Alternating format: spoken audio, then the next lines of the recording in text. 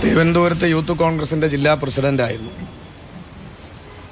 ഇന്നലെ പാലക്കാട് എത്തിയെന്നാണ് നിങ്ങളെപ്പോലുള്ള വാർത്താ മാധ്യമങ്ങളിലൂടെ ഞങ്ങളെല്ലാം മനസ്സിലാക്കിയത്.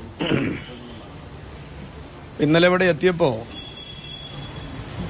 അയാൾക്കും അയാളുടെ ഓഫീസിനെല്ലാം സംരക്ഷണ വലയം ഒരുക്കിയിട്ടുള്ളത് കോൺഗ്രസിന്റെ നേതൃത്വം തന്നെയാണ്.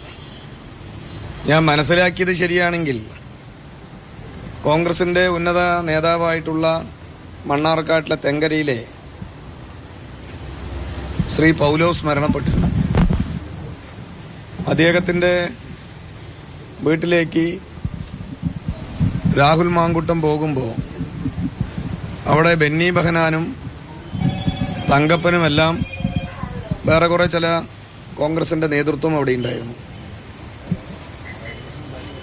രാഹുലിനോട് വലിയ എന്നും കാണാത്ത ഒരു ആവേശകരമായ സ്വീകരണം കൊടുക്കുന്നത് പോലെയാണ് അവിടെ ചില കാഴ്ചകൾ കണ്ടത് എന്നാണ് ചില ആളുകൾ എന്നോടെല്ലാം പങ്കുവച്ചത്. അപ്പോൾ കോൺഗ്രസിനെ സംബന്ധിച്ചിടത്തോളം രാഹുൽ മാങ്കുട്ടത്തെ പേരിന് പുറത്താക്കി എന്ന് പറയുകയും എന്നാൽ പിറകിലൂടെ അയാൾക്ക് എല്ലാവിധ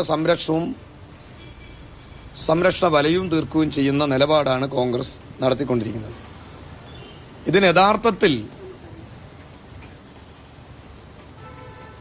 ഞങ്ങളെല്ലാം ഈ കാര്യങ്ങൾക്ക് മറുപടി പറയേണ്ടത് കേരളത്തിലെ പ്രതിപക്ഷ നേതാവ് വി ഡി സതീശൻ പറയണം.